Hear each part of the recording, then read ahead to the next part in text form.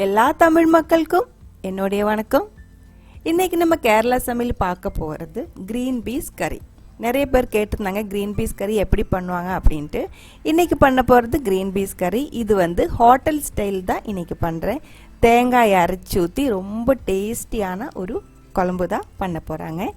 எப்படி பண்ணுறேன்னு பார்த்துட்டு வரலாம். பாருங்க, நான் இங்கே ஒரு கப்பு கிரீன் பீஸ் எடுத்துருக்கு. கப்பு 240 ml 240 ml தான் என்னோட கப் சைஸு. அந்த கப்புக்கு ஒரு கப் ஃபுல்லாகவே கிரீன் பீஸ் எடுத்துட்டு இப்போ நம்ம அதை ஊற வச்சுக்கலாம். கிரீன் பீஸ் மினிமம் 8 மணி நேரமாவது ஊற வைக்கணும். இல்லை நீங்கள் நைட்டு ஃபுல்லாகவே ஊற வச்சுக்கோங்க. காலையில் பிரேக்ஃபாஸ்ட்டுக்கு இது குழம்பு பண்ணி எடுத்துக்கலாம். பாருங்கள், நல்லா சோக் ஆயிடுச்சு. இப்போ இது குக்கருக்குள்ளே போட்டு வேக வச்சுக்கலாம். குக்கருக்குள்ளே போட்டு ரொம்ப அதிகமான தண்ணி ஊற்ற வேண்டாம். அது வேகிற அளவுக்கு மட்டும் தண்ணி ஊற்றி தேவையான அளவுக்கு உப்பு போட்டுட்டு இதே மாதிரி நல்லா வேக வச்சு எடுத்துக்கோங்க. இதுக்குள்ளே பாருங்கள், அதிகமாக தண்ணி எதுவுமே இல்லை.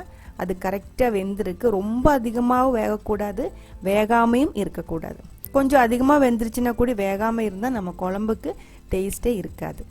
இப்போ பாருங்கள், இதுக்குள்ளே போட வேண்டிய வெஜிடபிள்ஸ் நான் இங்கே எடுத்து வச்சுருக்கேன். ஒரு பெரிய வெங்காயம், ஒரு பெரிய தக்காளி, 2 பச்சை மிளகாய், ஒரு பீஸ் இஞ்சி, கொஞ்சம் கருவேப்பிலை, ஒரு 5-6 பூண்டு. இது நம்ம அதுக்குள்ளே போடும்போது அது குவான்டிட்டி கரெக்டாக சொல்கிறேன். இப்போ பாருங்கள், எண்ணெய் நல்லா சூடாயிடுச்சு. 2 டேபிள் ஸ்பூன் எண்ணெய் ஊற்றிருக்கு. சூடானதுக்கு அப்புறம் 1 டீஸ்பூன் கடுகு போட்டு, கடுகு வெடித்ததுக்கப்புறம் அந்த ஒரு வெங்காயம் அது கட் பண்ணும்போது நமக்கு 1 கப் அளவுக்கு கிடைக்கும். அந்த மாதிரி பெரிய ஒரு வெங்காயம் எடுத்துக்கோங்க. அது இதுக்குள்ளே போட்டு நல்லா கிண்டி விட்டுக்கோங்க. அது டிரான்ஸ்பரண்ட் ஆனதுக்கப்புறம் அந்த க்ரீன் சில்லி ரவுண்டாக கட் பண்ணது, அப்புறம் ஜிஞ்சர் கார்லிக் ரெண்டுமே கட் பண்ணதுக்கப்புறம் ஒரு டீஸ்பூன் ஃபுல்லாகவே இருக்கணும். அதுதான் அதோட கணக்கு, பார்த்து பண்ணிக்கோங்க. 1 டீஸ்பூன் ஃபுல்லாகவே இஞ்சி கட் பண்ணது, 1 டீஸ்பூன் ஃபுல்லாகவே கார்லிக். அது சோட் பண்ணி அதோட ஸ்மெல்லு அந்த ரோஸ் ஸ்மெல் போனதுக்கப்புறம் 1/2 டீஸ்பூன் மஞ்சத்தூள், ஒரு 3/4 டீஸ்பூன் இல்லை ஒரு 1/2 டீஸ்பூன் சில்லி பவுடர். உங்களுக்கு காரத்துக்கு தகுந்த மாதிரி சில்லியோட அளவு நீங்கள் மாற்றிக்கோங்க. அதுவும் நல்லா சோட் பண்ணி இப்போ பாருங்கள், அதோட பச்சை ஸ்மெல்லெல்லாம் போனதுக்கப்புறம் நம்ம தக்காளி ரொம்ப சின்னதாக கட் பண்ணிக்கோங்க. அப்போ தான் நமக்கு குழம்புக்கு நல்லா டேஸ்ட்டாக இருக்கும். இதே மாதிரி நல்லா சோட் பண்ணி இந்த தக்காளி நல்லா வேகணும். அது வரைக்கும் நம்ம இதை மூடி வச்சுட்டு வேக வச்சுக்கலாம்.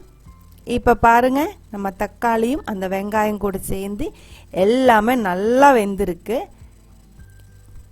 நல்லா ஒரு டைம் கிண்டி விட்டுக்கோங்க. உப்பு நம்ம இதுக்குள்ளே போட்டு கொடுக்கல, உப்பு க்ரீன் பீஸ்க்குள்ளே தான் போட்டு கொடுத்துருக்கு. இப்போ தேங்காய் அரைச்சிடலாம். தேங்காய் எடுக்கும்போது ரொம்ப அதிகமாக எடுக்க வேண்டாம். 1/2 கப்பு தேங்காய் தான் எடுத்திருக்கு. கூடவே 1 டீஸ்பூன் ஃபுல்லாகவே பெருஞ்சீரகம் தான் எடுக்கணும். அப்போ தான் டேஸ்ட்டாக இருக்கும். அடுத்தது கேஷ்யூ நட், முந்திரி பருப்பு இல்லைங்களா, அது பெருசாக இருந்தால் 6 போதும். சின்னதாக இருந்தால் ஒரு 8 பீஸ் கேஷ்யூ நட் எடுத்துக்கோங்க. அதுவும் நம்ம இது கூட அரைக்க போகிறாங்க. தேவையான அளவுக்கு தண்ணி ஊற்றிக்கோங்க. அதுக்கப்புறம் பாருங்கள், இதே மாதிரி கட்டியாக நல்லா பேஸ்ட் மாதிரி அரைச்சி எடுத்துக்கோங்க. க்ரீன் பீஸ்க்குள்ளே ஊற்ற வேண்டாம். அந்த தேங்காயோட பேஸ்ட் ரெடியாக இருக்குது. இப்போ நம்ம இதுக்குள்ளே ஊற்றிடலாம். இப்போ தண்ணி எதுவுமே ஊற்ற வேண்டியதில்லை. இதுக்குள்ளே ஊற்றி நல்லா கிண்டி விட்டுக்கோங்க. 1 நிமிஷம் லோ ஃப்ளேமில் இந்த தேங்காயோட அந்த பச்சை ஸ்மெல் போகிற வரைக்கும் கொஞ்சம் இதே மாதிரி கிண்டிகிட்டே இருங்க. 1 மினிட் போதும், ரொம்ப அதிகமாக பண்ணாதீங்க. 1 நிமிஷத்துக்கு அப்புறம் நம்ம இதுக்குள்ளே வேக வச்சு எடுத்து வச்சு அந்த க்ரீன் பீஸ் இருக்கு இல்லைங்களா, அது போட்டுடலாம். க்ரீன் பீஸ்க்குள்ளேயும் அதிகமாக தண்ணி இல்லை, அது வேகிற அளவுக்கு மட்டும்தான் தண்ணி நான் ஊற்றியிருந்தேன்.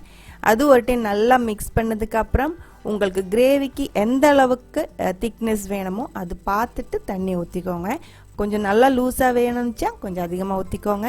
கொஞ்சம் திக்காக வேணும் அப்படின்னா கொஞ்சம் கம்மியாக ஊற்றிக்கோங்க. நான் இப்போ ஒரு 1.25 கப்பு அப்ராக்சிமேட்டாக தண்ணி ஊற்றிருக்கு. நீங்கள் அது பார்த்து பண்ணிக்கோங்க.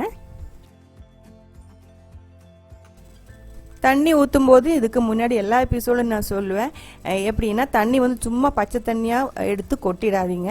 நம்ம அந்த அரைச்ச மிக்ஸி இருக்கு இல்லைங்களா, அதுக்குள்ளே ஊற்றி ஒரு சுற்றிட்டு இந்த குழம்புக்குள்ளே ஊற்றுங்க. அப்போ தான் குழம்புக்கு டேஸ்ட்டாக இருக்கும். இப்போ இதுக்குள்ளே கொஞ்சம் உப்பு போட்டு கொடுத்துருக்கு. கொதிச்சதுக்கப்புறம் கருவேப்பிலையும் போட்டு கொடுத்துருக்கு. கருவேப்பிலை போடும்போது பாருங்கள், சில பேர் வந்துட்டு கருவேப்பிலை போட்டதுக்கு அப்புறம் கருவேப்பிலை மேலே அப்படியே நிற்கும், உடனே மூடி வச்சுடுவாங்க. அப்படி வச்சா நம்ம குழம்புக்கு டேஸ்ட்டு கிடைக்காது.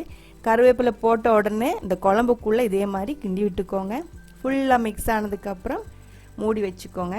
அதுக்கப்புறம் பாருங்கள், இதே மாதிரி நல்லா கொதிச்சதுக்கப்புறம் 3/4 டீஸ்பூன் கரம் மசாலா, உங்களுக்கு பிடிச்ச எந்த மசாலா வேணாலும் எடுத்துக்கலாம். கரம் மசாலாவோட அந்த பிராண்டு அது வந்துட்டு 3/4 டீஸ்பூன் போட்டுக்கோங்க. அதுவும் போட்டுட்டு நல்லா கொதிக்க விட்டுருங்க. ஒரு 2 நிமிஷம் நல்லா கொதிக்க விட்டுக்கோங்க. அதுக்கப்புறம் உப்பெல்லாம் பாருங்கள் கரெக்டாக இருந்துச்சுன்னா நம்ம இது ஆஃப் பண்ணிடலாம்.